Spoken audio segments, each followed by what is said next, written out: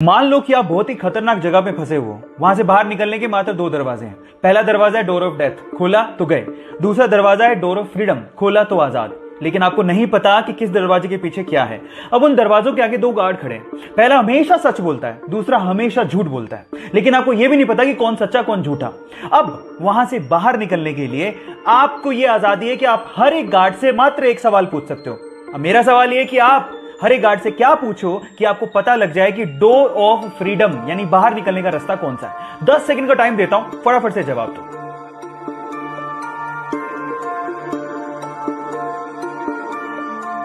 तो चलिए गाइस, मैं आपको जवाब देता हूं। आप ये सवाल पूछोगे हर एक गार्ड से कि अगर मैं दूसरे गार्ड से पूछूं कि डोर ऑफ फ्रीडम कौन सा है तो वो क्या जवाब देगा। मजे की बात है कि दोनों के दोनों डोर ऑफ डेथ की तरफ इशारा करेंगे और बस उसके जस्ट अपोजिट वाला डोर डोर ऑफ फ्रीडम का है। अगर अभी भी आपको समझ में नहीं आया तो चैट सेक्शन में लिखना, मैं दोबारा बता दूंगा।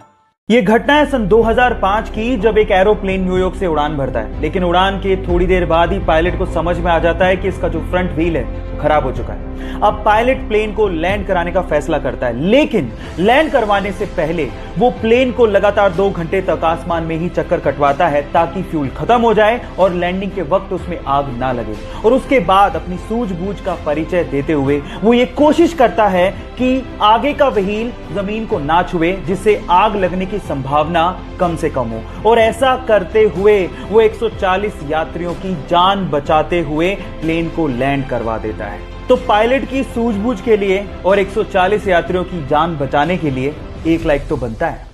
चलिए गाइस, आपकी नॉलेज चेक करते हैं। क्या मुझे बता सकते हैं कि दुनिया में माउंट एवरेस्ट की खोज से पहले सबसे ऊंचा पर्वत कौन सा था? मैं आपको 5 सेकंड का टाइम देता हूं, सोच के बताइए। चलिए गाइस, मैं आपको इसका जवाब देता हूं। इसका जवाब है माउंट एवरेस्ट। गाइस, खोज होती चाहे नहीं होती, दुनिया का सबसे ऊंचा पर्वत माउंट एवरेस्ट था, है और रहेगा। बाय द वे, आपकी नॉलेज के लिए बता देता हूं कि माउंट एवरेस्ट की ऊंचाई 8,848 मीटर है, जिसे इंडियन मैथमेटिशियन राधानाथ सिकदर ने ही नापा था। So guys, proud to be an Indian. क्या आपको इससे पहले यह बात पता थी? और नहीं पता थी तो चैट सेक्शन में लिखना मत भूलिएगा। अक्सर जब भी बिल्ली और कुत्ते के फाइट की बात आती है तो शायद हम लोग यही सोचते हैं क्योंकि कुत्ते का साइज बड़ा होता है तो वही जीतेगा। लेकिन थांबा, ये वीडियो ध्यान से देख लीजिए, शायद आपका ओपिनियन चेंज हो जाए। हुआ कुछ यूं कि सड़क किनारे बिल्ली के छोटे छोटे बच्चे पड़े हुए थे। अचानक से अपने मालिक के साथ जाते हुए कुत्ते ने उन बिल्ली के बच्चों को देखा और झपटने और खाने की कोशिश करी।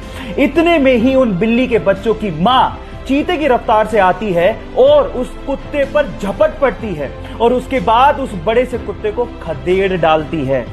गाइस, जब बात बच्चों की आती है तो किसी मां से लड़ना कुत्ते तो क्या, शेर के भी बस की बात नहीं होती।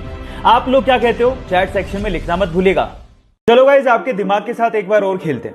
मैं आपसे एक सवाल पूछता हूं और अगर आपने उसका जवाब दे दिया तो आप समझ लेना आपकी इमेजिनेशन पावर बहुत गजब की है। सवाल यह है कि मान लीजिए आपके पास 10 ट्री है प्लांट करने को। अब आपको उन 10 ट्री को ऐसे प्लांट करना है कि आपके पास टोटल 5 रोज हो और हर एक रो में 4 ट्री होने चाहिए। चलो, मैं आपको 10 सेकंड का टाइम देता हूं और अगर आपको उससे ज्यादा टाइम चाहिए तो वीडियो को पॉज कर लेना। आराम से, टेक योर टाइम।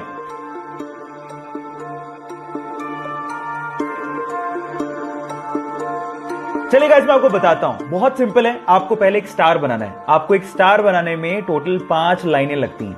अब आप उस स्टार में कुछ इस तरह से प्लांट करो ट्रीज को। अब आप काउंट करके देखो, हर एक लाइन में 4 ट्री हैं और टोटल 5 ही लाइनें हैं। है ना गजब का सवाल? क्या आपने कर दिया था? चैट सेक्शन में लिखना मत भूलिएगा।